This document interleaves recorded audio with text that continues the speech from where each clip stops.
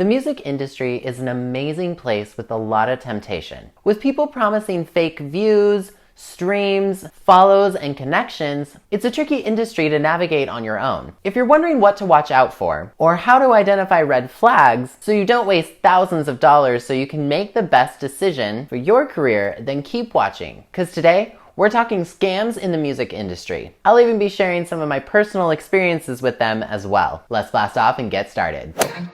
JM in your universe.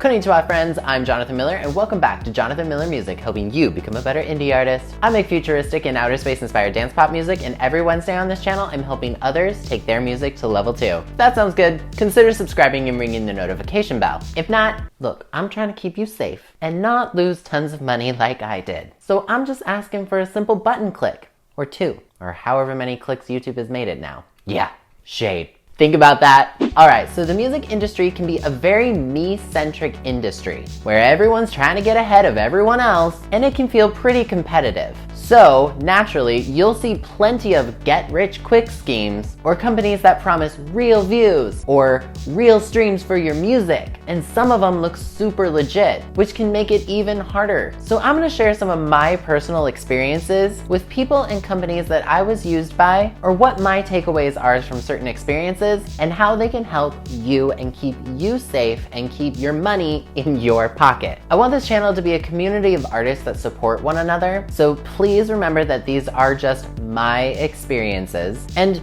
yours may be completely different, and that is okay. But my ultimate goal is just to help you navigate this crazy industry. Okay, so first, let's talk about artist development deals. If you're not familiar with what these are, they're essentially companies, or even record labels sometimes do this, that claim to develop you as an artist by getting you industry contacts that can help you grow or help you put out music, etc. Now, before I just shred them, I will say that some of them are pretty legit, but those are really hard to find, especially nowadays. And honestly, with the internet, you don't really need them anymore. Anyway, once upon a time, I got wrapped up by a company called Music 180 that initially did connect me with some amazing songwriters in LA back when I was 18, 19 years old. The problem was they continually wanted more and more money from me. They promised to get me into industry parties and meet record executives, never actually wanting to sign me to a label or actually get me involved with those types of people, and conveniently, it always costed something. Luckily,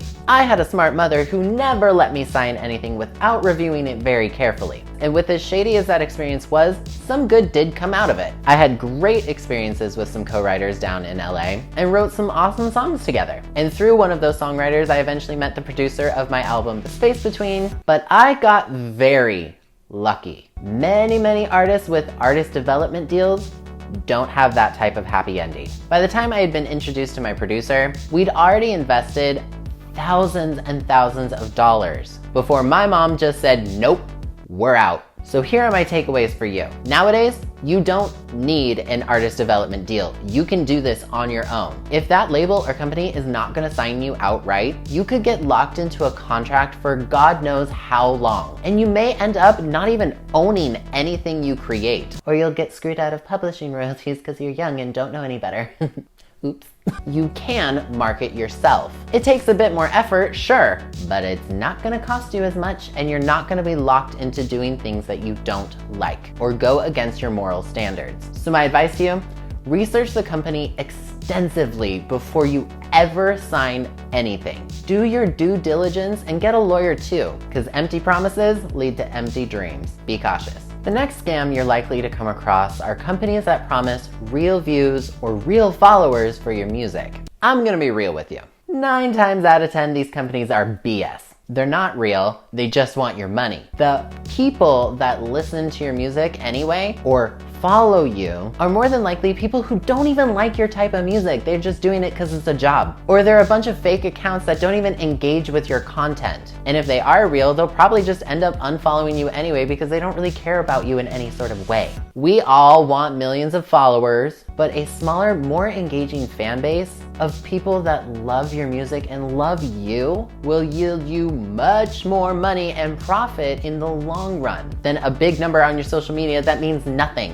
Why promote to a bunch of people who don't care about you when you can promote to people who actually love you and want to go buy your stuff? When you have a real fan base that loves what you do, you'll earn way more money. Their energy and feedback is going to improve your music exponentially. And every success you do get is going to feel so much better because you worked your butt off for it. So focus on growing organically and just don't even pay the money to those types of companies. If you need help, that's what this whole channel is about. And if you have a question, you can always make a video request in the comments or reach out to me on Instagram. Another music industry metric you're going to see is the 1000 superfan equation. Now, I will definitely say that there is some truth to this. This is not like the other ones where it's just completely BS. But it's also not the be-all, end-all that everyone makes it out to be, which is why I've never made an outright video about it. I definitely have referenced it in videos before, but I've also learned a lot as I've grown. And right about now, I've probably made a few of you angry in my comment section, but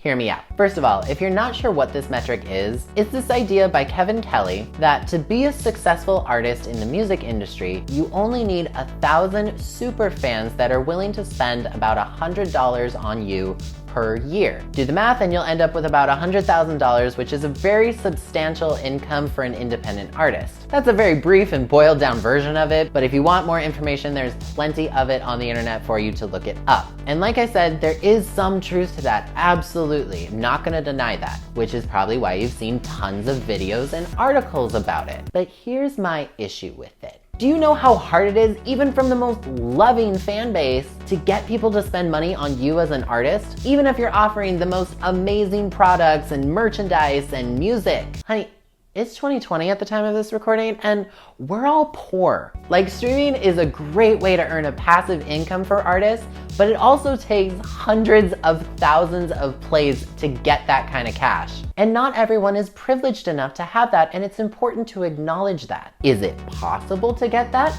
Absolutely. You can totally use that metric as a guide. Does this theory work?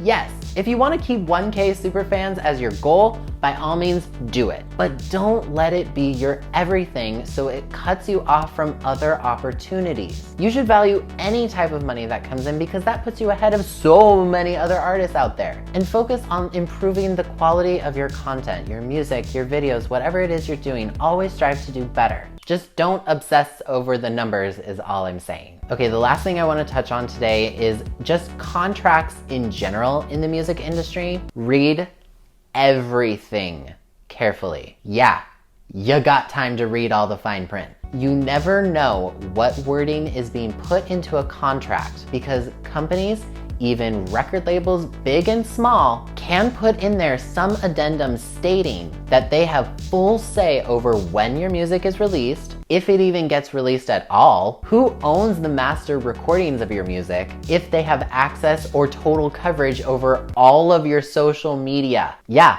All of your social media can be handed over to a company if you're not careful. Anything can be put into these contracts. You need to be fully aware of the language that is being used in your contract because you could get screwed out of your hard-earned money. Or like I said before, publishing royalties because you were young and stupid and didn't know any better. So please remember, you always, always, always have the right to refuse a contract or negotiate it further before you sign anything. Yes, you always have time to say no or read it more carefully. If they're putting pressure on you that you have to sign it right now or within 24 hours, that is a marketing technique. It's called pressure buying, and don't fall for it. It is best to have a lawyer that sticks up for your best interests. Just be careful and don't be like me who lost tons of money to fake promises. So be authentic, take your time, don't rush into anything, and always trust your instincts. So those are some scams in the music industry and my personal experience with them. Question of the video, Do you have any experiences with scams in the music industry? Leave me a comment below and tell me your story. If you want to check out some more indie artist tips and tricks, I've left some recommendations in the description below. And if you like me, consider following me on Spotify or joining me on Patreon or check out my new single, Not Afraid of My Heart. But as always, if you enjoyed this video, please leave a like on it and subscribe if you're new. I put out new videos every single Wednesday. Once again, I'm Jonathan Miller, and I will see you next time. See you later. I am a machine.